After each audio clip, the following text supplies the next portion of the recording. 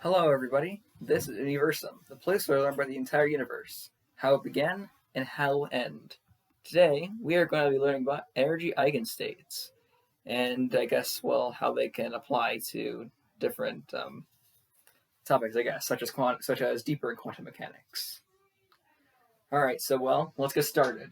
All right, so with this equation right here, that right there we're going to be knowing is going to be an energy eigenvalue right there.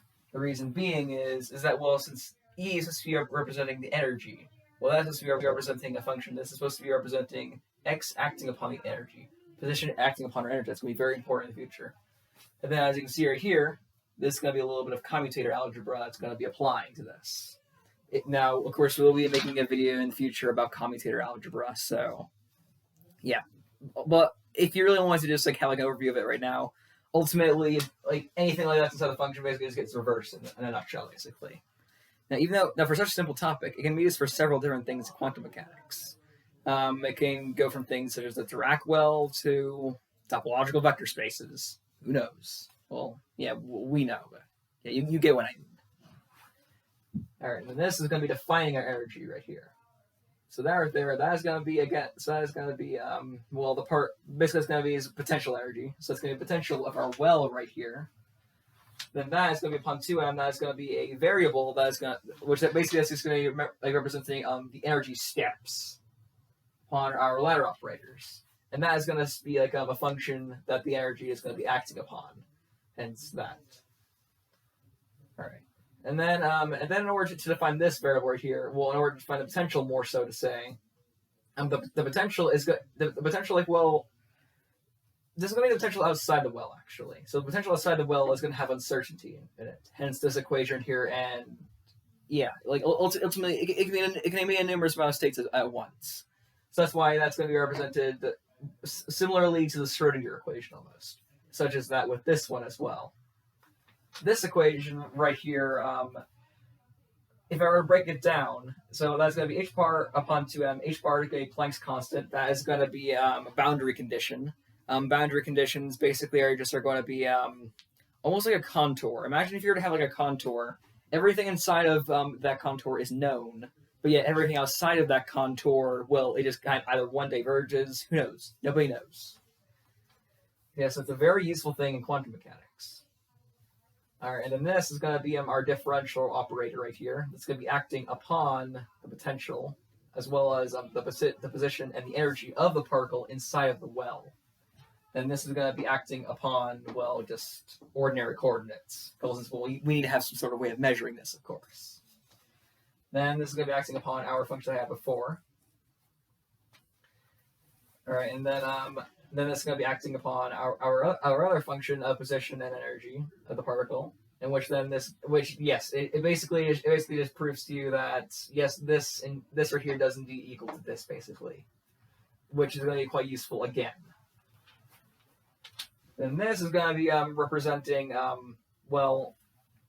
it's going to be representing not only the particle's position inside the well, but also it also is going to be representing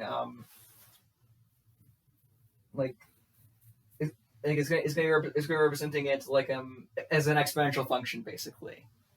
Now, if you're wondering how it can be represented as an exponential function, I'll tell you this. All right, so imagine if you were to have you can see the potential right here. This is going to be the line that this is the edge of the potential, so to say, the edge of our well. Now this right here, so now we can't only represent this. We also can represent it as a parabola almost, and that it ultimately says that in a nutshell, I'm going to say that our energy can be represented as an exponential function, which I way overcomplicated. My apologies. And then this is going to be equal to this right here actually is going to be another function that's using quantum mechanics. For instance, you have this UK. It also has to do with steps in the well, of course. All right, and then that's going to be acting upon our position again. And then this is going to be this is going to have to do with the Dirac delta function right here actually, which is what this negative k squared equals to. So this rule right here says if and only if 0 is if it is greater than 0, then then what will happen is that then we'll know with absolute certainty where the particle's position is. However, if it is less than 0, then we'll have uncertainty, and either one, the potential will go to 0, or 2 will go to infinity. Who knows? All right. So we got that over with. By the way, and if you're wondering what an equation for h bar right here is, since people don't necessarily exactly give you the equation for h bar, I guess. This is going to be the equation right here. So C pi is going to be representing the area inside of our contour, and then that is going to be representing basically the boundary of it, the contour. All right, and then this is going to be like another function here where it's going to be saying if and only if the energy is less than our limiting operator, which finally I'm going to be using that, then also our k-squared operator, which is going to be our delta function, then that is going to be greater than then that also is going to be greater than 0. And you get you probably get what happens after that. For instance, if it's not, then just the opposite. All right, and then now, because we got some of this basic algebra and basically basic mathematics done for our energy eigenstates, we finally can get into a little bit more of the interesting stuff. So, for instance, over here, this is going to be again representing that it is also a parabola. So, where is it? It's right there. All right, so then this basically is going to be telling, again, it has to do with the delta function yet once more. So the delta function, now, in case you aren't familiar with it, basically, so everywhere else outside of the delta function, it's going to be 0, and there's going to be this one spike that goes to infinity. So basically, anything that's outside of it diverges, everything that's inside of it converges, basically. Yeah, and this can be very useful for several different things. Most of them have to for instance, the things like frequencies, things like the simple harmonic oscillator, which we're going to be talking about a little bit further in this video. So yes. All right, yeah. This basically just telling you as x goes to infinity, then we'll lose certainty of everything, and it'll just become indeterminate, turning into 0. All right, so now that we're getting a little more into the delta we might as well talk a little bit about some of the algebra of that, I guess. All right, so then this is gonna be some commutator algebra right here. Sorry, that's not commutator algebra. Sorry, that's the original adjoints. All right, so this basically is just going to be representing everything inside of it as almost like a vector field almost. This is going to be a topological vector space. That basically is going to, this right here, it's representing a Hilbert space, and the Hilbert space basically is, a Hilbert space, you can represent it in many different ways, but in a nutshell, basically it's just an infinite dimensional vector space in a nutshell. Which I say that casually, but trust me, it has a lot of use in quantum mechanics. A lot of use. All right. Then what? All right. So what this is called is that so this is going to be called a bounded linear operator. So as we with our boundary conditions, the bounded linear operator is now, as I might not have explained as well before, but a bounded linear operator basically is going to be a vector transform in a nutshell, acting upon a topological vector space. A topological vector space, it is going to be basically just a vector space that you can change, that you can fold, you can mold. Sorry for my rhyme scheme right there. However, but you cannot punch any holes, nor can you fix any holes, basically. So yeah, I hope that's simple enough, I guess. anyways, well, this is going to give rise to Bra-Ket notation, otherwise known as Dirac notation, in order to I guess go deeper into the Dirac well. All right, so consider like these two right here are going to be our linear operators, which, as you can tell by the unit vector sign right there. All right. Where it is going to be represented by two Hilbert spaces. So which is going to be this little proof right here. However, but for this, this is going to be representing the Dirac delta well right here. So this right here is going to be representing our Hilbert spaces as like this is going to be an inner product right here. Inner products they're used so like or otherwise known as the normal or otherwise known as the norm. The norm basically is just going to be well where a function side of a vector space is just going to be well in a nutshell it's the average. If you really want the gist of it, it's the average. All right. Well, then wait. Okay. Then what you're going to need to do is you're going to need to like define these operators based off of like its vector transpose, which again as I said with the topological vector spaces, you're going to need to learn like since you do a transformations inside of space. So in order like for it to do anything, you're going to need to calculate the transpose of this vector. So this equation essentially right here says that a vector A upon two coordinates right here is going to be equal to our adjoint upon those two coordinates with its conjugate transpose. And then, but if you're wondering like what transpose is, basically it's just transforming a vector along some axis basically. And then this right here, this is going to be two of them. So this is going to be like two Hilbert spaces. They're infinite dimensional. This is going to be the vector. This is going to be the vector of some class. Class being just how many variables a matrix can like account for. So like for instance, like a Jacobian matrix is of class 2, or a tensor is of class 3. All right, and then this right here, this is going. Of course, these here are just going to be vectors, and then that is going to be acting upon our main Hilbert space. And then that is going to be equaling to basically just the transpose. This is going to be being equal to the conjugate of it, which then that is going to be a conjugate is just going to be another transformation acting upon a vector basically. In which ultimately in a nutshell basically literally basically so a conjugate can be thought of as changing the change of basis basically, which might sound a little weird, but yeah, I probably will. So probably a better explanation for that is so it also is going to be a change of basis, but it's going to be acting for all the spaces basically. So if you change one space, you change another space, and so on and so forth.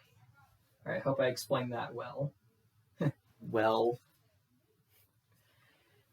All right, now let's define our wave function. All right, which is going to be right here. And right here. All right, so first, so again, this is telling us that our potential is going to be exponential, but this also is going to be saying that it doesn't care if the function is sinusoidal or cosinusoidal. It can still they have the same angular frequency basically. Same thing with this one down here. All right, and then with this little picture right here that I drew, so that is going to be our linear operators. That is going to be on the bottom of the well, and then these are going to be step ups. That is going to be L over 2, which is going to be in one of these equations. That is going to be representing a ladder step up basically. Yeah, and then with that, so basically, as the particle basically goes throughout the well, its phase basically, so it'll go from here, so that where the potential.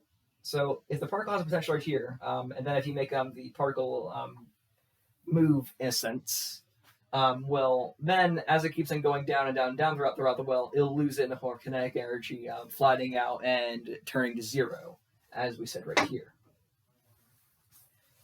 All right, and then this right here, this is going to be representing the equation for our potential, which is going to be our step 2m upon our energy eigenstates. And then this right here is going to be, again, our exponential function acting upon our other step function, which is going to be inside of the Dirac well, a Dirac potential well. Function, which then is going to be acting upon the other function, which then that is going to be given the exact same result right here. So essentially, this is just going to be I guess like a more intuitive result than this, basically. All right, so now let's get into like a little bit more interesting stuff. Let's just say. All right. Well. Oh boy. Okay, where should I start? Probably before I get into this, let's just like define like a few more operators. Like for instance, this is our energy right here, which this is going to be our k-squared operator acting upon the boundary condition upon our step-up function, and then this is going to be just our normed version of the linear operator, in which then that is going to be our step function acting upon L of v naught, which is going to be the ladder operator upon v naught minus our energy eigenstates. All that is going to be over the boundary conditions. All right, and then remember our differential of our wave function, that is going to be equal to negative k, which in k can mean several things. But in this case, k is just going to be our. In a sense, it's basically it's just going to be the particle losing energy as time goes on. So it's going to be time evolution, basically, which we will explain in another video, because I don't have enough time for that in this video. And then that is going to be upon our psi function, which is the wave function, obviously. Sorry, I don't mean to sound condescending. All right, now let's get into ladder operators with this juicy little equation right here. All right, so this is going to be our conjugates, or now, like, it kind of is written as a star, or you can write it as a dagger, if you will. So that's why it looks a little bit like a funny little T right there. So that is going to be our, I probably should have written it as a star, since I don't want to mistake it for a transpose. In which then this is going to be equal to our boundary conditions. That is going to be acting upon, I guess, like on the frequency domain, in which then this is going to be our conjugate again acting upon our ordinary unit vectors going on half steps. In which then it is going to give us back our result from here again. In which then this is going to be equal to our conjugates by our. So this is going to be acting upon our boundary conditions, acting upon half steps. Once again upon our wave function. Yeah, and then skipping a few steps, since from here there are a few steps that I did miss, but I probably won't have enough time in this video for it. So yeah. Then this is going to be acting upon our Hamiltonian operator, which is what this thing really, really, really represents. See, the Hamiltonian operator, it basically is just going to be another version of Lagrangian mechanics, which basically, except you just have a minus sign, except like you're finding the difference between potential and the kinetic energy, rather than trying to make them acting upon one another. And then this right here is going to be our energy acting upon our potential again. Our boundary condition operator again, acting upon our wave function yet once more, saying that our wave function is unknown outside the well, which is why it tends to go to zero. All right. So some foreshadowing for the next video is going to be we're going to be explaining some things about Laplacians the next video. Yeah, so that's going to be a little bit fun. All right. well, I guess that's everything I had to say for this video. I hope you enjoyed this short little video about energy eigenstates, and I'll see you in the next one. So, see ya!